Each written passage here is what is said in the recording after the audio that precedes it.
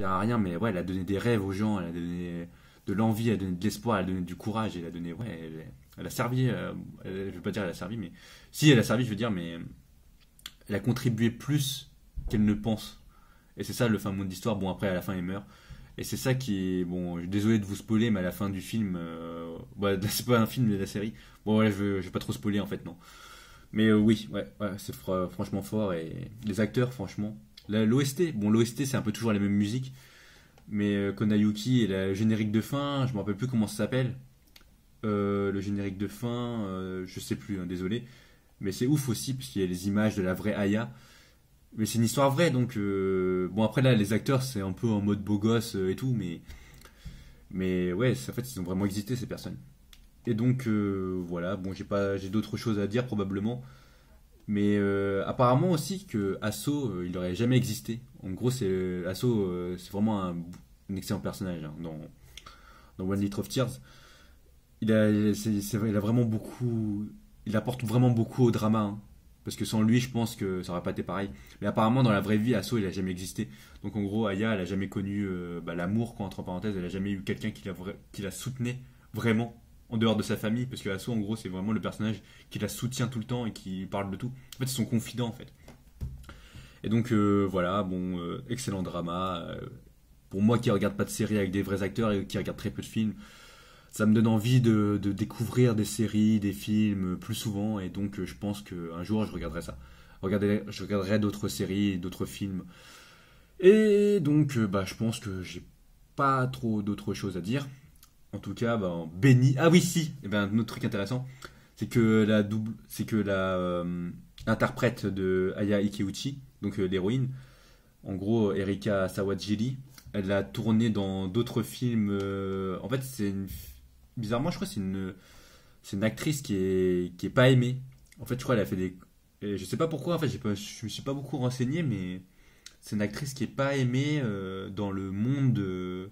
Dans le monde, je crois apparemment dans un des magazines où il devait citer la pire actrice en termes de comportement, elle était citée parce que je crois qu'elle est dans la drogue ou je sais pas quoi. En fait, ouais, apparemment elle a été droguée ouais, elle était dans des affaires de drogue et tout. C'est ça qui est triste. Bon, après, elle a aussi tourné dans un film, Helter Skelter, où en fait, c'est vraiment le personnage opposé de Aya. En gros, dans Helter Skelter, en fait, c'est une fille qui se fait. Moi, j'ai pas regardé le film, mais elle se fait retoucher son visage.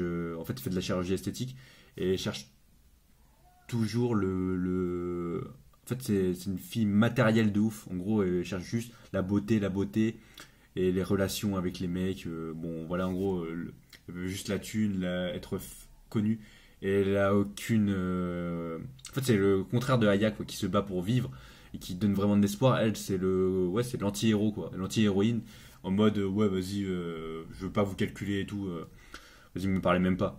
En gros, c'est vraiment la fille hautaine, quoi. Voilà, c'est ça le mot. Et apparemment, ouais, elle serait arrêtée de. Elle aurait été Erika Sawajiri, donc l'interprète. Et elle aurait été ouais, reconnue pour une affaire de drogue et tout. Ça casse un peu le mythe de Aya. Bon, en tout cas, Aya, bon, le rôle qu'elle a joué en tant que Aya dans One Litre of Tears, ça mérite beaucoup d'éloges. Et c'était franchement, ouais, franchement, ça vaut le coup. Franchement, elle était très bien choisie. Hein, avec Asso aussi. Bon, même tout le cast en général, hein, sa famille aussi. Sa famille, c'est complètement ouf. Hein. Bon, je vais en parler vite fait.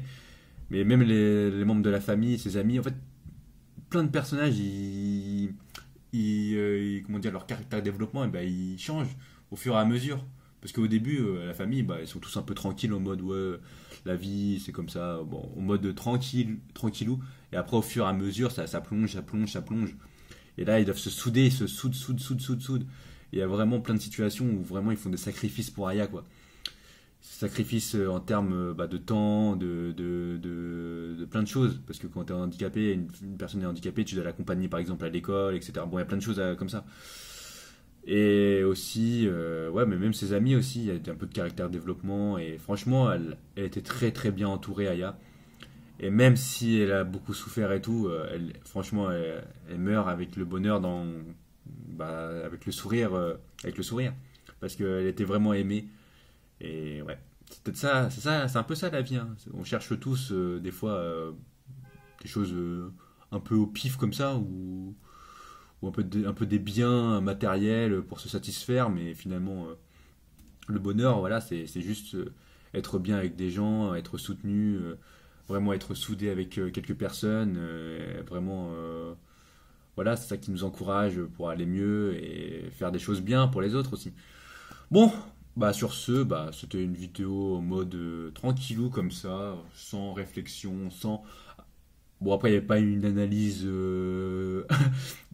structurée de ouf personnage par personnage, mais je voulais juste parler du film comme ça.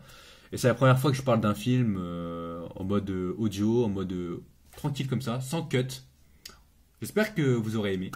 Et n'hésitez pas à partager, commenter. Et évidemment, moi ça me fait toujours plaisir de discuter avec des gens, hein. Toujours, toujours. Salut!